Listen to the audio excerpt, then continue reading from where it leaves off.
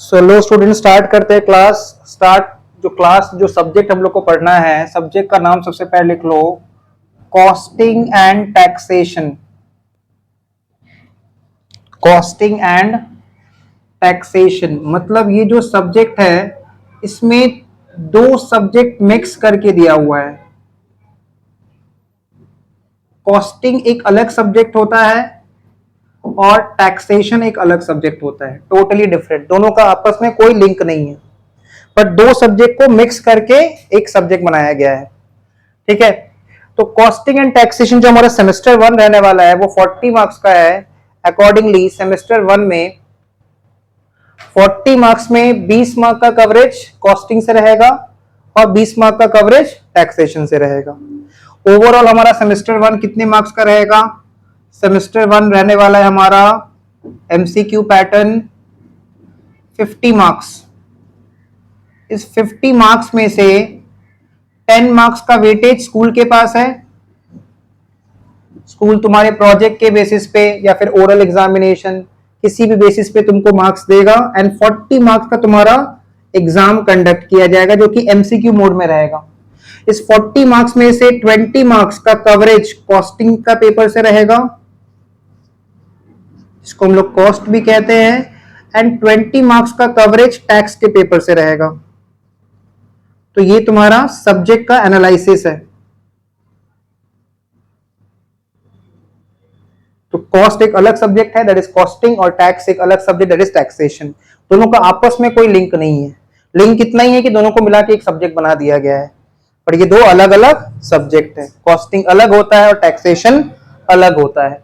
यहां तक कॉपी कर ली सब कोई? फटाफट कॉपी कर लो यहां तक। नेक्स्ट हम लोग आ जाते हैं इंट्रोडक्शन में। तो हम लोग स्टार्ट करेंगे कॉस्टिंग के साथ। कॉस्टिंग में जो चैप्टर्स हम लोग को कवर करना है, एक है introduction. First chapter is introduction. Second chapter है क्लासिफिकेशन ऑफ कॉस्ट। ये सब हम लोग बेसिक कंसेप्ट में कवर कर लेंगे। एंड थर्ड चैप्टर एकमात्र हमारा सम्स का चैप्टर है, जिसमें हम लोग को कुछ सम सॉल्व करना रहेगा, दैट इज कॉस्ट शीट। तो इतना ही हमारा सिलेबस है 20 मार्क्स के लिए। ठीक है, ये introduction and classification of cost is more और लेस सेम। ये पहला 2-3 क्लास में ही कवर हो जाएगा, फिर रह जाएगा सिर्फ चैप्टर कॉस्ट शीट। तो आज हम लोग स्टार्ट करेंगे। कॉपी में हेडिंग दे दो बेसिक कंसेप्ट्स। कॉपी में हेडिंग दे दो बेसिक कंसेप्ट्स। ये 3 चैप्टर है जो हमारा चैप्टर कॉस्टिंग में आने वाला है। एक है इंट्रोडक्शन, दूसरा है क्लासिफिकेशन ऑफ कॉस्ट, और तीसरा है कॉस्ट शीट। ठीक है, तो ये 3 चैप्टर से हम लोग का 20 मार्क का क्वेश्चन बनेगा और सारा एमसीक्यू पैटर्न का बनेगा। तो हम लोग इसको मिटा देते हैं और कॉपी में हेडिंग दे देते हैं बेसिक कंसेप्ट्स। क्लास हम लोग स्टार्ट करेंगे कॉस्टिंग के साथ, और जब टैक्सेशन का फर्स्ट क्लास स्टार्ट करेंगे तब उसका बेसिक कंसेप्ट डिस्कस किया जाएगा। तो सबसे पहले कॉपी में हम लोग हेडिंग दे देंगे बेसिक कंसेप्ट। जैसे हम लोगों ने अकाउंटेंसी क्लास में बहुत सारा बेसिक कंसेप्ट सीखा था, उस तरह से हम लोग कॉस्टिंग का क्लासेस में भी बहुत सारा छोटा छोटा बेसिक कंसेप्ट को पहले समझेंगे और फिर सब्जेक्ट को आगे बढ़ाएंगे। ठीक है, बेसिक कंसेप्ट कॉस्टिंग कॉस्टिंग ठीक है, बेसिक कंसेप्ट। तो सबसे पहले हम लोग लिखेंगे, कॉपी में लिखो, meaning of cost. Meaning of cost.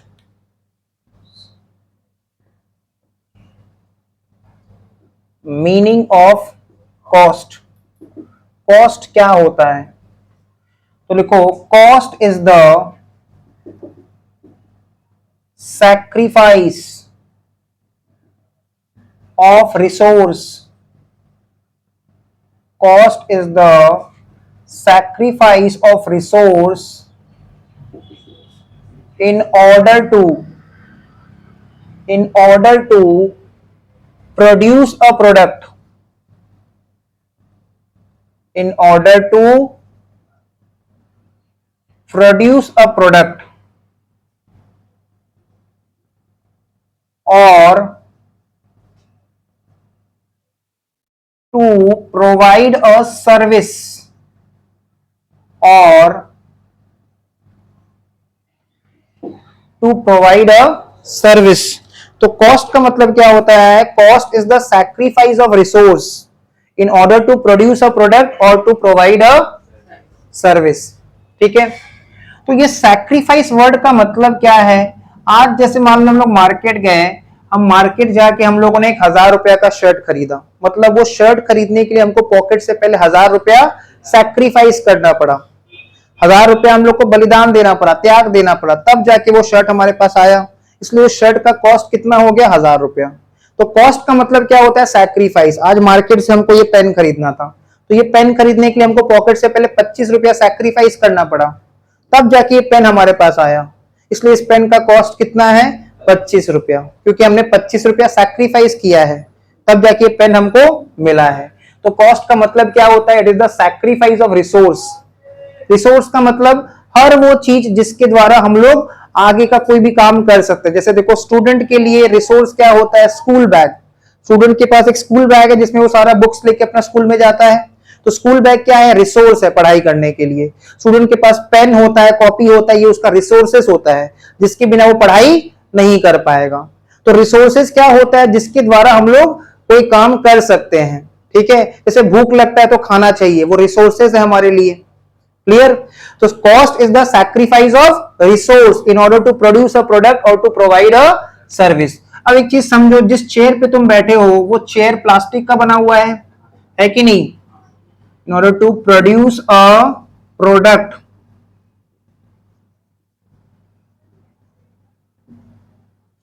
और टू प्रोवाइड अ सर्विस, यहीं तक लिखा हुआ था। अब सपोज एक चेयर है, वो चेयर प्लास्टिक का बना हुआ है, प्लास्टिक का एक चेयर है। तो शुरू से ना ये चेयर नहीं था, पहले क्या था ना? प्लास्टिक का रॉ मटेरियल था, प्लास्टिक रॉ मटेरियल, मतलब जिसको हम लोग बोल सकते हैं प्लास्टिक चिप्स था। जैसे आलू का चिप्स होता है, वैसे प्लास्टिक का चिप्स था, छोटा छोटा प्लास्टिक का दाना था। ठीक है, प्लास्टिक चिप्स को हम लोगों ने मशीन में डाला। क्लियर? मशीन में डाल के उसका मैन्युफैक्चरिंग किया। मशीन में डालने के बाद, मैन्युफैक्चरिंग होने के बाद, मान लो ये मशीन है, इस मशीन में हमने प्लास्टिक का चिप्स को डाला, प्लास्टिक का मटेरियल को डाला। मशीन में सारा प्रोसेसिंग होने के बाद, मैन्युफैक्चरिंग होने के बाद, तब जाके मशीन से क्या बन के निकला? Finish goods. तब जाके बन के निकला चेयर। और एक चीज सोचो, ये प्लास्टिक का रॉ मटेरियल खरीदने के लिए पहले हमारे पास ना कैश था। मान लो हमारे पास 1,000 रुपया था, तो ये 1,000 रुपया हमने पॉकेट से पहले सैक्रिफाइस करके प्लास्टिक का रॉ मटेरियल खरीदा। ठीक है, फिर प्लास्टिक का रॉ मटेरियल खरीदने के बाद उसको मशीन में डाला। मशीन में उसका क्या हुआ? प्रोसेसिंग हुआ, मतलब मशीन में वो प्रोडक्ट बनना स्टार्ट हो गया। प्रोसेसिंग होने लग गया, मतलब वो प्रोडक्ट बनना स्टार्ट हो गया। और बनने के बाद फाइनली क्या बन के आया? चेयर। तो तुम देखो, हम हर स्टेज पे सैक्रिफाइस कर रहे हैं। पहले हमारे पास 1,000 रुपया कैश था, हमने पॉकेट से पहले 1,000 रुपया कैश सैक्रिफाइस किया, तब जाके बाद हमारे पास प्लास्टिक का चिप्स आया, प्लास्टिक का रॉ मटेरियल आया, फिर प्लास्टिक का चिप्स को भी हमने सैक्रिफाइस कर दिया, मशीन में डाल दिया, मशीन में जाके वो प्रोसेसिंग होने लग गया, बन के निकला, तब वो चेयर बन गया। तो देखो हमने कितना सारा सैक्रिफाइस किया, तब जाके दुनिया में चेयर आया है ना? हर जगह हम लोग सैक्रिफाइस करते जा रहे हैं। तो हम लोग अपने रिसोर्सेज का सैक्रिफाइस कर रहे हैं। देखो हमारे पास पहले 1,000 रुपया था, ये हमारा रिसोर्स था। इस 1,000 रुपया से हम लोग बहुत कुछ खरीद सकते थे। हमने प्लास्टिक का चिप्स खरीदा, प्लास्टिक का रॉ मटेरियल खरीदा, फिर वो प्लास्टिक का रॉ मटेरियल को भी हमने अपने पास नहीं रखा, उसको हमने प्रोसेसिंग किया, उससे हमने मशीन में डाल उसको डाला, और मशीन से डाल के उससे क्या बन के निकल गया?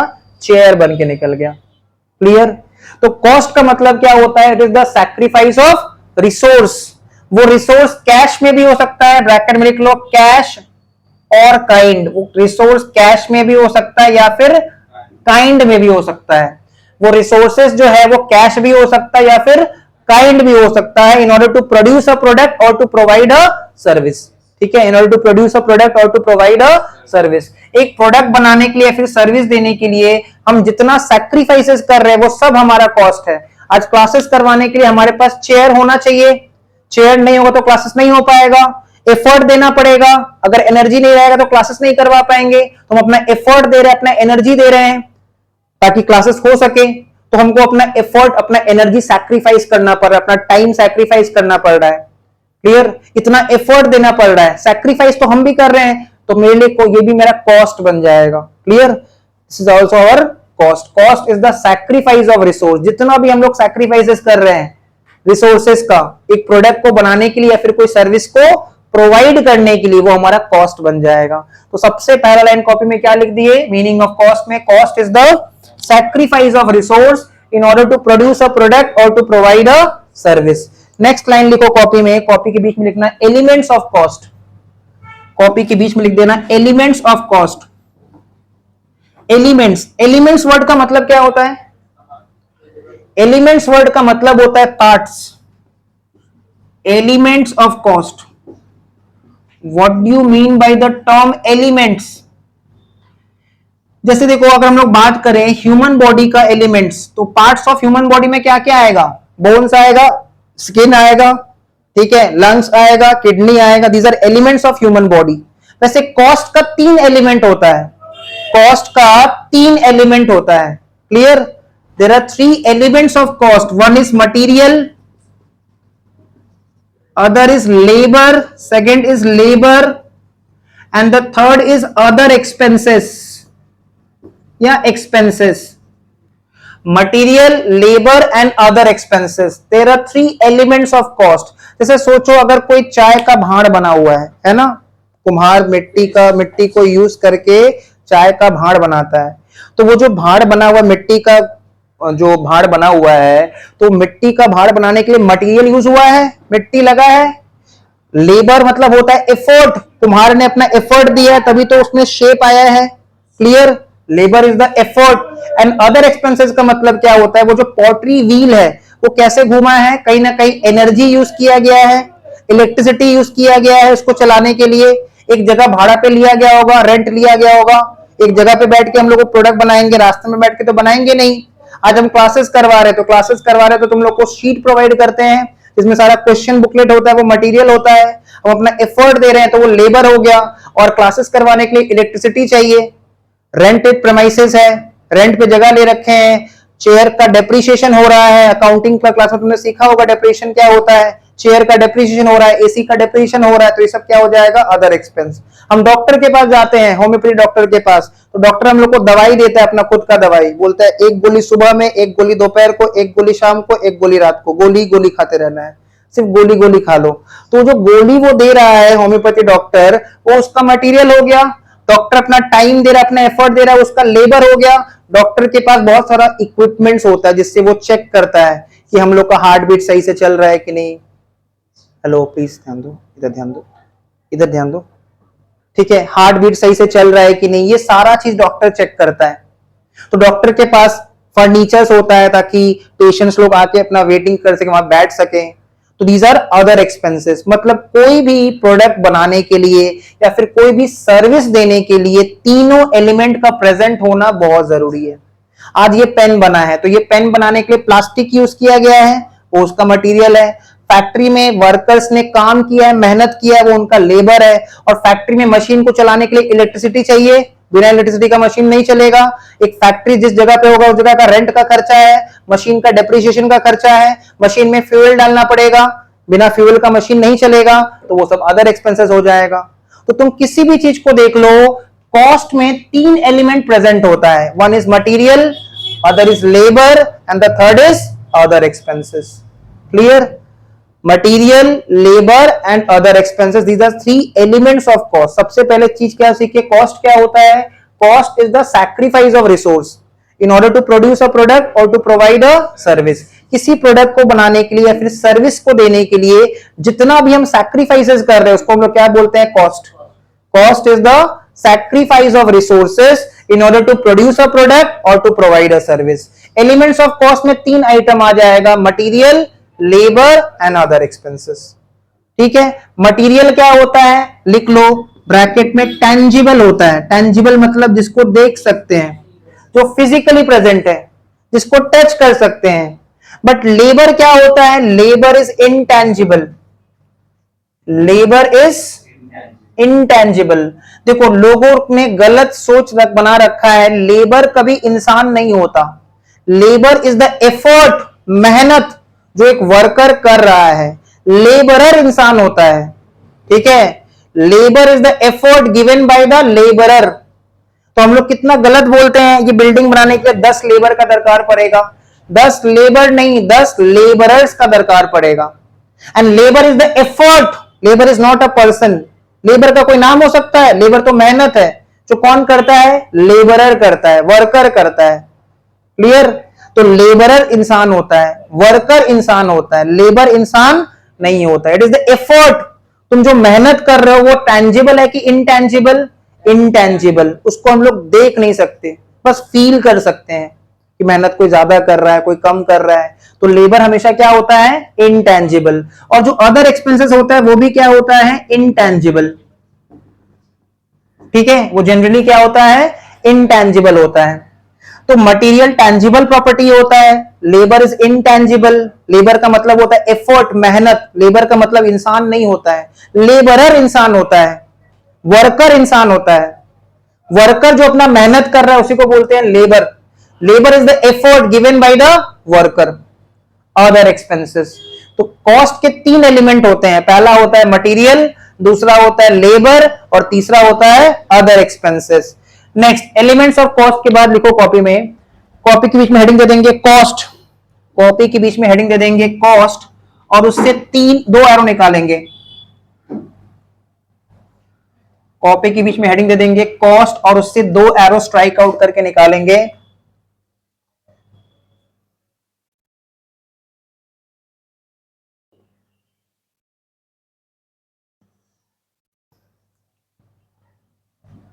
अब ये जो कॉस्ट है इसको हम लोग 2 तरह से डिवाइड कर सकते हैं। एक होता है direct cost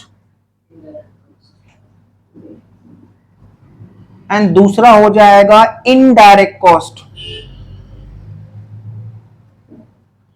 This cost can be subdivided into 2 categories. One is direct cost and the other is indirect cost. देखो डायरेक्ट कॉस्ट क्या होता है और इनडायरेक्ट कॉस्ट क्या होता है।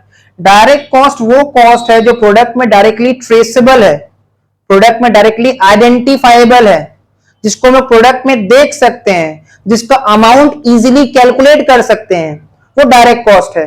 और जिसको हम लोग देख भी नहीं सकते प्रोडक्ट में, जिसका अमाउंट इजीली कैलकुलेट नहीं कर सकते, वो इनडायरेक्ट कॉस्ट है। जैसे फॉर एग्जांपल, एक शर्ट को टेलरिंग करने के लिए कितना मीटर्स ऑफ क्लॉथ लगेगा, क्या ये बताना पॉसिबल है? बिल्कुल पॉसिबल है।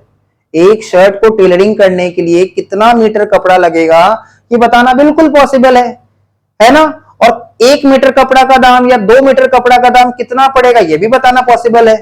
तो एक शर्ट को टेलरिंग करने के लिए कितना कपड़ा लगेगा, क्लॉथ कितना लगेगा, ये तो हम इजीली बता देंगे।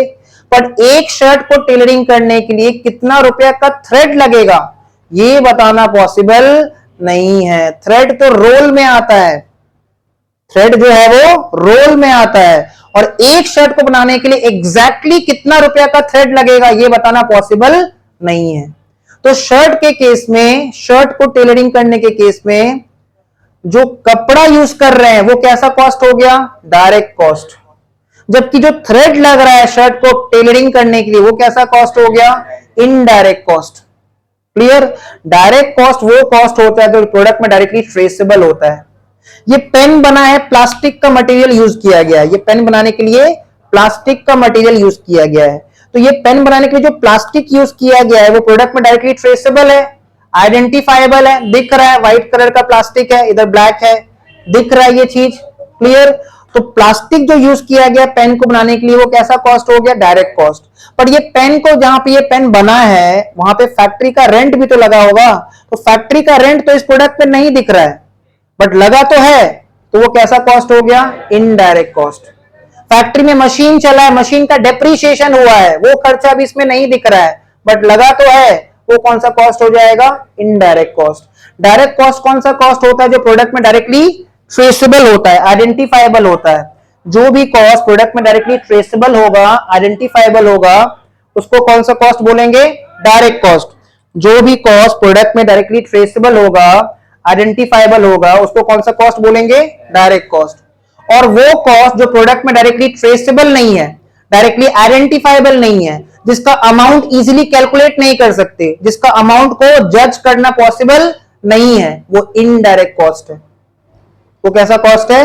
इनडायरेक्ट कॉस्ट है। जैसे सोचो हम लोग का एक टेलरिंग बिजनेस है, हम लोग शर्ट का टेलरिंग करते हैं। हमारे पास एक कस्टमर आया, उसने हमको बोला कि उसको शर्ट टेलरिंग करवाना है। तो एक शर्ट को टेलरिंग करने के लिए कितना मटेरियल लगेगा, कपड़ा कितना लगेगा, वो बताना पॉसिबल है। हम इजीली उसको मटेरियल का दाम कैलकुलेट करके और अपना दिमाग में रखेंगे, हमको उसको प्राइस बताना है। वो हमसे पूछ रहा है एक शर्ट का कितना पड़ेगा, तो एक शर्ट को टेलरिंग करने के लिए कितना रुपया का कपड़ा लगेगा, क्लॉथ कितना लगेगा, मटेरियल, ये बताना पॉसिबल है।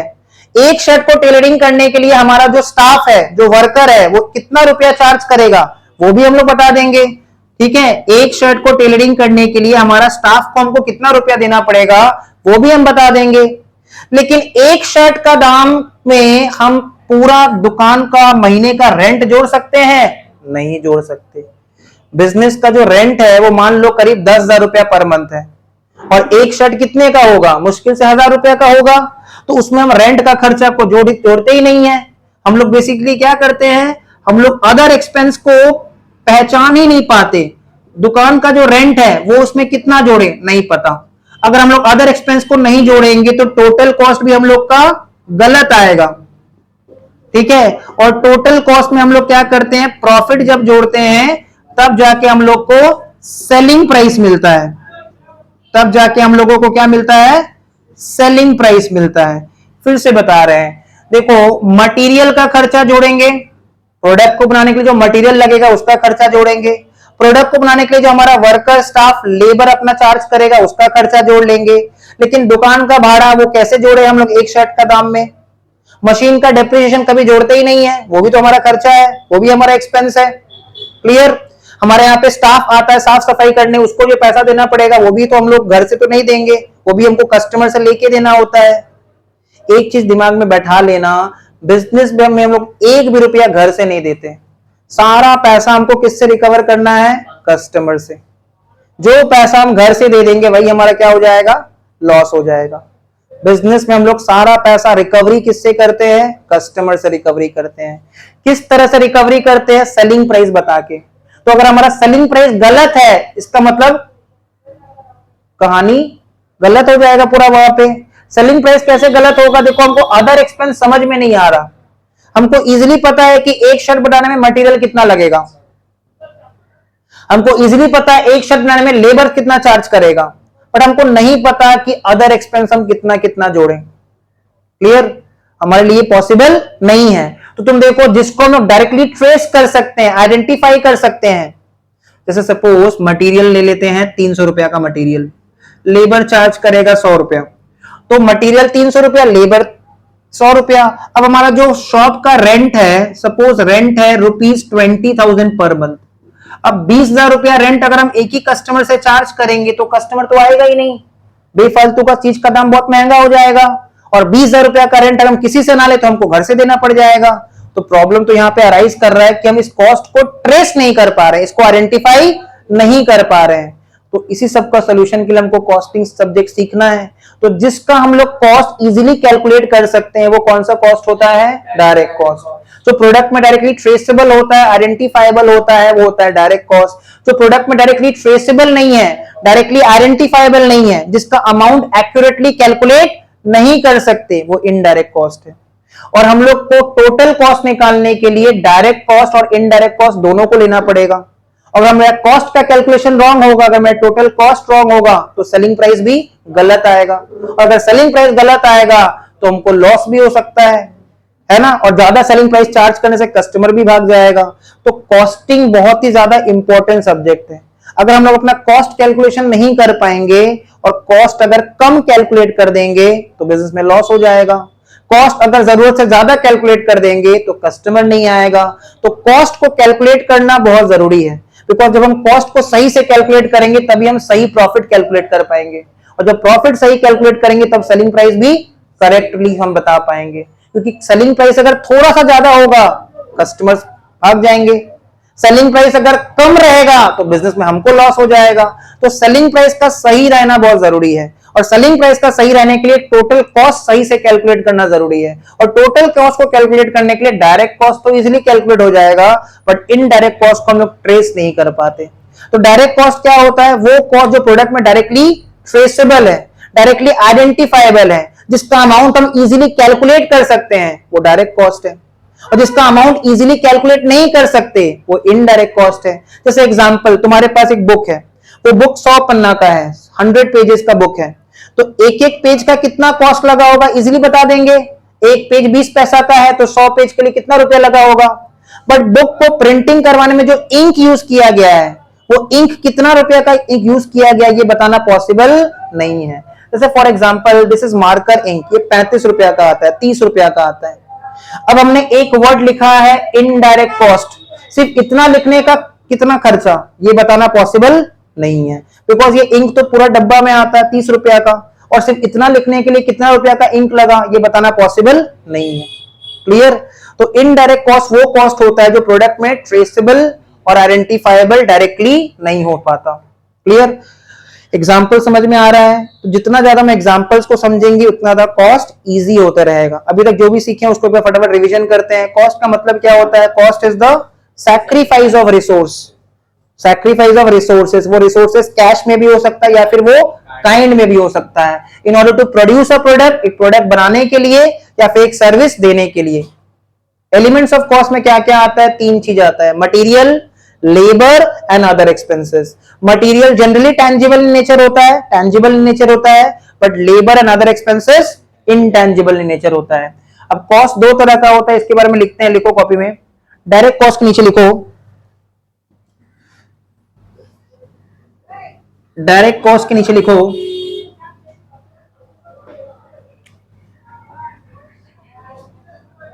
It is the cost which is directly, it is the cost which is directly traceable or identifiable in the product। Direct cost वो कॉस्ट है जो प्रोडक्ट में डायरेक्टली ट्रेसेबल है और आइडेंटिफाइबल है। ट्रेसेबल स्पेलिंग है TRACEABLE, ट्रेसेबल। आइडेंटिफाइबल का spelling है IDENTIFIABLE, आइडेंटिफाइबल। तो वो कॉस्ट जो प्रोडक्ट में डायरेक्टली ट्रेसेबल है, डायरेक्टली आइडेंटिफाइबल है, उसको हम लोग कहते हैं डायरेक्ट कॉस्ट। एग्जांपल लिख दो, रॉ मटेरियल्स, कॉमा लेबर, ये सब कैसा कॉस्ट होता है? डायरेक्ट कॉस्ट होता है। रॉ मटेरियल कॉमा लेबर ये सब होता है direct cost. Clear? Indirect cost में लिखो it is the cost which is neither directly traceable, it is the cost which is neither directly traceable nor identifiable in the product। It is the cost which is neither directly traceable nor identifiable in the product। ठीक है? तो indirect cost एक ऐसा cost है जो product में directly traceable भी नहीं है, आइडेंटिफाइबल भी नहीं है, जिसका अमाउंट हम लोग इजीली कैलकुलेट नहीं कर सकते। एग्जांपल लिख दो, फैक्ट्री रेंट। फैक्ट्री का जो रेंट का खर्चा है वो तो ओवरऑल बेसिस पे होगा, टोटल के बेसिस पे होगा। एक प्रोडक्ट में वो फैक्ट्री रेंट को कैसे चार्ज करें? एक प्रोडक्ट मान लो 5 रुपया का पेन है, उसमें फैक्ट्री का रेंट को कैसे इंक्लूड करेंगे? फैक्ट्री का रेंट तो 20,000 रुपया होगा, 1 लाख रुपया होगा, तो 5 रुपए का पेन में फैक्ट्री का रेंट है कि नहीं है? बिल्कुल है। अगर वो 5 रुपए का जो पेन है उसमें फैक्ट्री का रेंट को चार्ज नहीं करेंगे तो फैक्ट्री का रेंट हम लोग कस्टमर से रिकवर नहीं कर पाएंगे। तो कस्टमर से रिकवर करने के लिए हमको फैक्ट्री रेंट को सेलिंग प्राइस का पार्ट बनाना पड़ेगा। ना क्वेश्चन ये आता है 1 लाख रुपया का रेंट है तो उसको 5 रुपए का पेन में चार्ज कैसे करें? तो इसी के लिए हमको ये सब्जेक्ट सीखना है। ठीक है, तो इनडायरेक्ट कॉस्ट वो कॉस्ट है जो प्रोडक्ट में डायरेक्टली ट्रेसेबल या फिर आइडेंटिफाइबल नहीं होता है। अब लिखो नेक्स्ट, कॉपी में हेडिंग दे दो।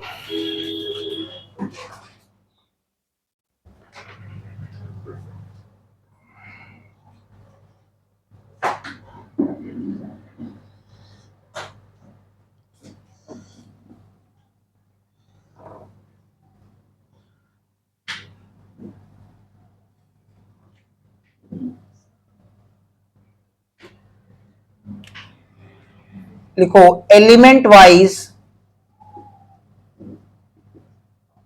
Classification of cost.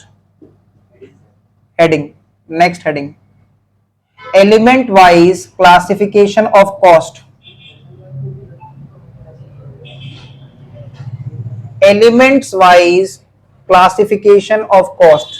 तो कॉस्ट को हम लोग क्लासिफाई करेंगे on the basis of elements. Elements कितना है कॉस्ट का? 3 एलिमेंट है, एक है मटेरियल, एक है लेबर और तीसरा है एक्सपेंसेस या फिर अदर एक्सपेंसेस। तो इस एलिमेंट वाइज में हम लोग कॉस्ट को क्लासिफाई करना सीखेंगे। सबसे पहले लिखो मटेरियल, इसके नीचे लिखो मटेरियल। अब मटेरियल 2 तरह का होता है, एक में लिखेंगे डायरेक्ट मटेरियल, दूसरे में लिख देंगे indirect material. Direct material and indirect material.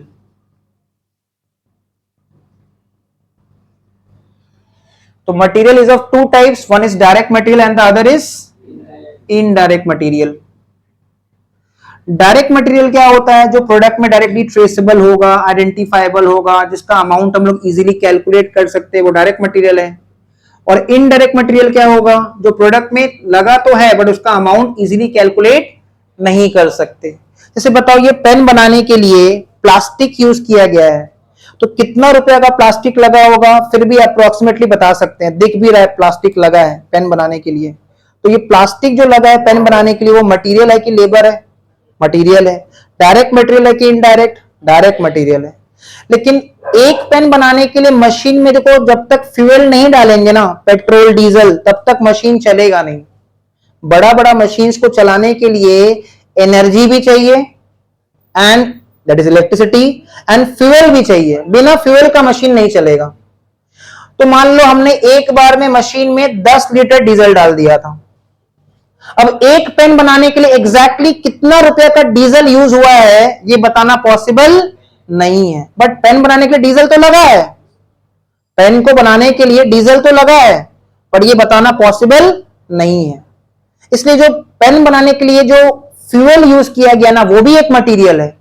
Fuel is also material. Petrol diesel जो लगा है मशीन में डाले हैं, दैट इज ऑल्सो मटेरियल, वो भी टेंजिबल है। पर एक पेन बनाने के लिए कितना रुपए का डीजल लगा है, कितना रुपए का फ्यूल लगा है, वो हम इजीली नहीं बता सकते। बट एक पेन बनाने के लिए कितना रुपए का मटेरियल लगा है वो फिर भी बताना पॉसिबल है।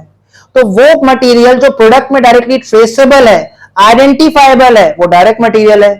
वो मटेरियल जो प्रोडक्ट में डायरेक्टली ट्रेसेबल नहीं है, आइडेंटिफाइबल नहीं है, वो इनडायरेक्ट मटेरियल है। जैसे मान लो तुम्हारे पास एक बुक है, वो बुक 100 पेजेस का है, तो एक एक पेज का कितना दाम है ये बताना पॉसिबल है। बुक को बाइंडिंग करवाने में या बुक में कितना जो भी पेजेस लगा है उसका कॉस्ट क्या है ये बताना पॉसिबल है।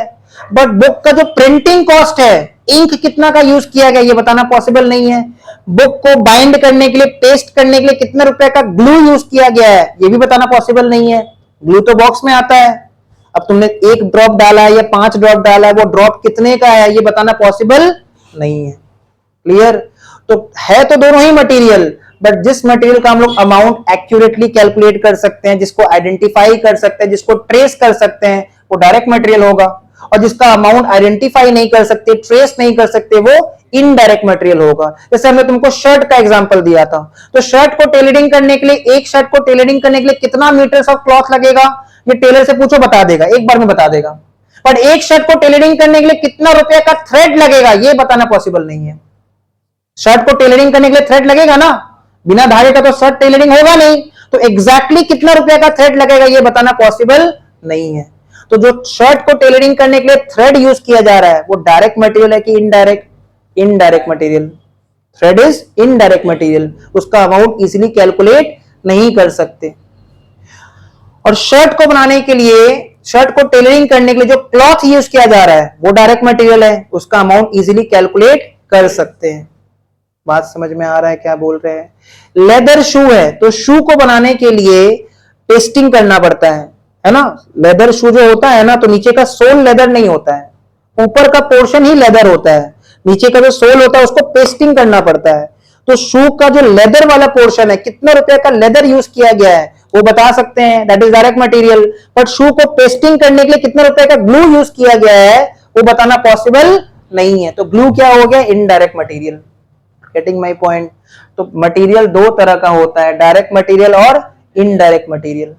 जैसे पेन बनाने के लिए जो प्लास्टिक यूज कर रहे हैं वो डायरेक्ट मटेरियल है, लेकिन यही पेन बनाने के लिए मशीन को चलाना पड़ेगा, बिना मशीन चले तो पेन बनेगा नहीं, और मशीन को चलाने के लिए फ्यूल लगा है। तो एक पेन बनाने के लिए कितना रुपया का फ्यूल लगा है ये बताना पॉसिबल नहीं है।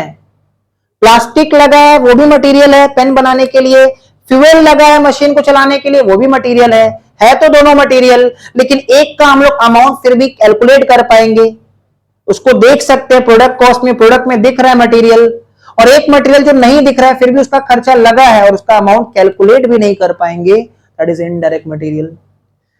तो fuel used in a machinery वो डायरेक्ट मटेरियल है कि indirect? Indirect material, indirect material. और रॉ मटेरियल जो यूज किया गया प्रोडक्ट को बनाने के लिए वो डायरेक्ट मटेरियल है। बात समझ में आ रहा है? तो मटेरियल दो तरह का होता है, डायरेक्ट एंड इनडायरेक्ट। जैसे समझो चाय बनाने के लिए चार चीज का रिक्वायरमेंट है, दूध, चाय पत्ती, चीनी और पानी, है ना। दूध, चाय पत्ती, चीनी और पानी। तो दो चीज ऐसा है जिसको अगर हम लोग कॉन्स्टेंटली बढ़ाते जाएंगे ना तो चाय का क्वांटिटी भी ऑटोमेटिक बढ़ते जाएगा, डायरेक्ट प्रोपोर्शन। जितना ज्यादा दूध और पानी डालेंगे ना चाय का क्वांटिटी ऑटोमेटिक बढ़ते जाएगा। तो चाय के केस में दूध और पानी क्या हो गया? डायरेक्ट मटेरियल, डायरेक्टली रिलेटेड, है ना। बचपन में तुमने मैथ्स में पढ़ा होगा directly proportional, inversely proportional, maths में कहीं ना कहीं पढ़े होगे तुम लोग। और चाय पत्ती और चीनी कितना मर्जी भी डाल दो उसके क्वांटिटी नहीं बढ़ेगा। तो चाय पत्ती और चीनी क्या हो गया? Indirect material. वो कमोडिटी में लग तो रहा है पर वो डायरेक्टली रिलेटेड नहीं है। क्लियर? तो डायरेक्ट मटेरियल क्या होता है? डायरेक्ट मटेरियल वो मटेरियल है जो प्रोडक्ट में डायरेक्टली ट्रेसेबल है, आइडेंटिफाइबल है। और इनडायरेक्ट मटेरियल क्या होता है? जो प्रोडक्ट में डायरेक्टली ट्रेसेबल भी नहीं है, आइडेंटिफाइबल भी नहीं है। क्लियर? तो लिखो डायरेक्ट मटेरियल के नीचे, the material which is directly traceable or identifiable in the product, the material which is directly traceable or identifiable in the product is termed as direct material, is termed as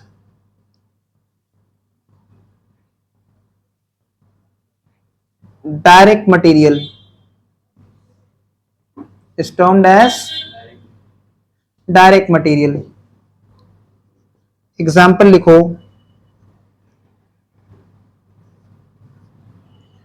cloth that is कपड़ा, cloth used for tailoring a shirt,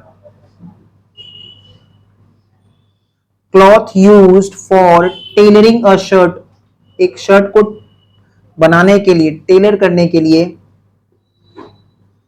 जो कपड़ा हम लोग use कर रहे हैं वो कैसा मटेरियल है? Direct material. Cloth used for tailoring a shirt, that is a direct material. Traceable, clear?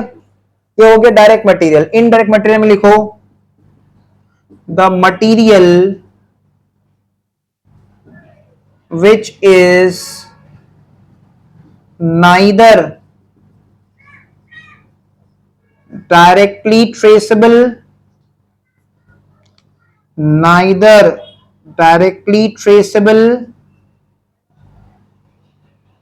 nor identifiable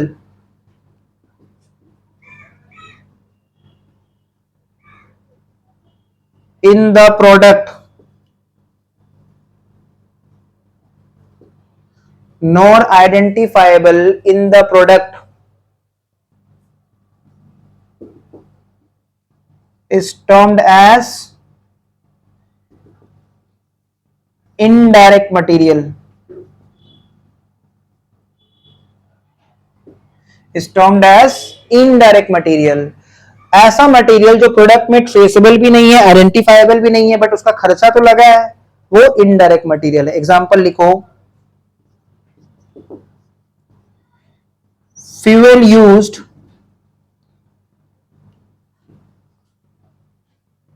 for running a machine, fuel used for running a machine, machine को चलाने के लिए जो फ्यूल यूज किया जा रहा है, in the production process, in the production process, मतलब प्रोडक्शन करने के लिए, किसी भी सामान को बनाने के लिए जो मशीन को चलाते हैं ना, तो मशीन में फ्यूल डालना पड़ेगा। बिना फ्यूल डाले वो मशीन नहीं चलेगा। ठीक है, तो देखो ये मटेरियल का हमने क्लासिफिकेशन कर दिया। मटेरियल दो तरह का होता है, एक होता है डायरेक्ट मटेरियल, दूसरा होता है इनडायरेक्ट मटेरियल। इसी सब में से एमसीक्यू आने वाला है। एमसीक्यू बेस्ड क्वेश्चंस बहुत ज्यादा ही कॉम्प्लिकेटेड हो सकता है। ठीक है, तो तुमको वहां पे इन डेप्थ पता होना चाहिए कि डायरेक्ट मटेरियल क्या होता है और इनडायरेक्ट मटेरियल क्या होता है। याद नहीं करना है, बट तुमको कंसेप्ट तो पता ही होना चाहिए। 2-3 बार जब तुम पढ़ोगे ना, ऑटोमेटिक तुम देखोगे सारा चीज दिमाग में सेट हो जाएगा। तो एलिमेंट्स वाइज क्लासिफिकेशन में ये हो गया मटेरियल। इसके बाद लिखो लेबर। नेक्स्ट हेडिंग दे दो कॉपी में, लिखो लेबर। लेबर, तो लेबर से भी दो आर निकालेंगे। एक में लिखेंगे डायरेक्ट लेबर और दूसरे में लिख देंगे इनडायरेक्ट लेबर।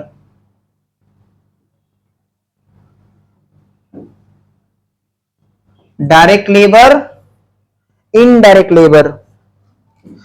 फिर उसका भी पहले मीनिंग लिख लो, फिर एक्सप्लेन करेंगे। The labour which is directly traceable or identifiable in the product is termed as direct labor।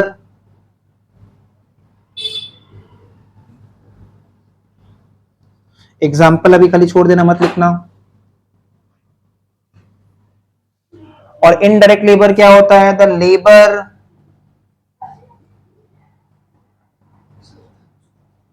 which is neither directly traceable nor identifiable in the product is termed as indirect labor। Example अभी छोड़ देना, मत लिखना। यहां तक पहले copy करो।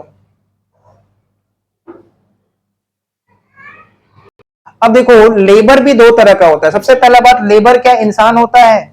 नहीं। एक चीज समझ जाओ, labour is the effort given by the worker, है ना। Labour is the effort which is given by the worker. Worker जो अपना श्रम दे रहा है, मेहनत कर रहा है, उसको लेबर कहते हैं। तो लेबर दो तरह का हो सकता है। एक लेबर जो प्रोडक्ट में डायरेक्टली ट्रेसेबल है, identifiable in the product is termed as direct labour. और एक वो लेबर जो प्रोडक्ट डायरेक्टली ट्रेसेबल नहीं है, आइडेंटिफाइबल नहीं है, वो इनडायरेक्ट लेबर है। जैसे देखो फैक्ट्री में दो तरह के वर्कर लोग काम करते हैं। एक ऐसा वर्कर जो मशीन में प्रोडक्ट बनाता है, जिसके एब्सेंट होने पे ना प्रोडक्शन बंद हो जाएगा। जिस दिन वो वर्कर एब्सेंट रहेगा, प्रोडक्शन ऑटोमेटिक बंद हो जाएगा। आज वो मशीन क्यों बंद पड़ा हुआ है? नहीं, वो वर्कर नहीं आया है, तो उसका काम तो कोई और नहीं कर सकता, क्योंकि पता होना चाहिए कि मटेरियल कितना डालना है, कितना फ्लेम पे डालना है ना, कितना हीट रखना है, ये तो मटेरियल खराब हो जाएगा, है कि नहीं। घर में एक दिन मम्मी का तबीयत खराब रहता है तो तुम तो खाना नहीं बना लेते हो। इसका रीजन क्या है कि तुमको पता नहीं है कि किस तरह से तुमको गैस मतलब चलाना है, खाना कैसे बनाना है, कितना हीट रखना है। तुम देखोगे रोटी जल जाएगा, कभी रोटी कच्चा रह जाएगा। इसलिए डायरेक्ट लेबर का जो एफर्ट होता है वो प्रोडक्शन से डायरेक्टली रिलेटेड है।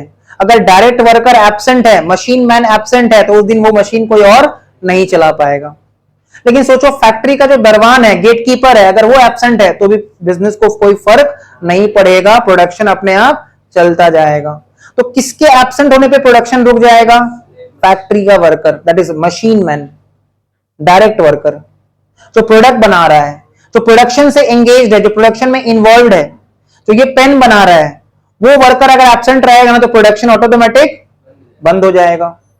लेकिन अगर फैक्ट्री का जो सुपरवाइजर है, सुपरवाइजर का काम क्या होता है? जो देखेगा सारा वर्कर लोग ठीक से काम कर रहा है कि नहीं, सब कोई ऑफिस में या फिर फैक्ट्री एनवायरनमेंट में टाइमली आ रहा है कि नहीं। जो क्लास का मॉनिटर जो काम करता है उसको बोलते हैं सुपरवाइजर। तो अगर फैक्ट्री का सुपरवाइजर एब्सेंट भी रहेगा तो भी प्रोडक्शन को कोई फर्क नहीं पड़ेगा। तो जो फैक्ट्री का सुपरवाइजर है वो कैसा लेबर है? डायरेक्ट लेबर की इनडायरेक्ट? इनडायरेक्ट लेबर, क्योंकि इसका प्रोडक्शन से डायरेक्टली कोई लेना देना नहीं है। लेकिन जो मशीन ऑपरेटर है, जो मशीन चलाता है, प्रोडक्ट बना रहा है, पेन बना रहा है, वो कैसा लेबर है? डायरेक्ट लेबर है। फैक्ट्री का जो दरवान है, गेट कीपर है, वो कैसा लेबर है? Direct labour. कंपनी का जो अकाउंटेंट है, अकाउंटेंट कैसा लेबर हो जाएगा? इनडायरेक्ट लेबर, उसका प्रोडक्शन से कोई लेना देना नहीं है। तो जो मशीन ऑपरेटर है वो डायरेक्ट लेबर होता है, और मशीन को ऑपरेट करने को छोड़ के बाकी जो भी वर्कर्स है वो सब इनडायरेक्ट लेबर में आते हैं। जिसका प्रोडक्शन से डायरेक्ट रिलेशन है वो डायरेक्ट लेबर है, जिसका प्रोडक्शन से डायरेक्ट रिलेशन नहीं है वो इनडायरेक्ट लेबर है। क्लियर? तो लिखो एग्जांपल में, मशीन ऑपरेटर, डायरेक्ट लेबर कौन होता है? जिसका प्रोडक्शन से डायरेक्ट रिलेशन होता है। एग्जांपल लिख दो, मशीन ऑपरेटर, ठीक है, जो प्रोडक्शन में इन्वॉल्व है, जो मशीन चला रहा है, प्रोडक्शन कर रहा है, गुड्स बना रहा है, ठीक है, पेन बना रहा है, पेन का प्रोडक्शन कर रहा है। अगर वो एब्सेंट होगा तो उस दिन वो मशीन नहीं चलेगा, प्रोडक्शन बंद हो जाएगा। बट फैक्ट्री का जो गेटकीपर है, दरवान है, सुपरवाइजर है, ठीक है, फैक्ट्री का जो मैनेजर है, ये सब कैसा लेबर हो गया? Indirect labour. इनके एब्सेंट होने पे भी प्रोडक्शन को कोई फर्क नहीं पड़ेगा। उनका एफर्ट प्रोडक्ट में ट्रेसेबल नहीं है, आइडेंटिफाइबल नहीं है, इनडायरेक्ट लेबर। एग्जांपल लिख दो, gatekeeper, comma supervisor, comma factory manager etcetera. Factory manager,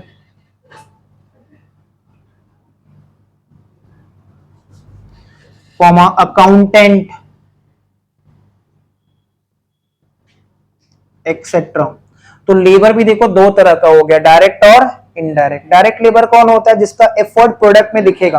अगर प्रोडक्ट बहुत अच्छा डिजाइन से बनाया गया है ना, बहुत अच्छा डिजाइन है प्रोडक्ट में, तो हम बोलते हैं जिसने बनाया होगा बहुत मेहनत से बनाया होगा, है ना। अगर कोई प्रोडक्ट में बहुत अच्छा डिजाइन होता है, आर्टिस्टिक वर्क होता है, तो हम लोग क्या बोलते हैं? बहुत ही बारीकी से काम किया गया है, बहुत मेहनत करके प्रोडक्ट बनाया होगा।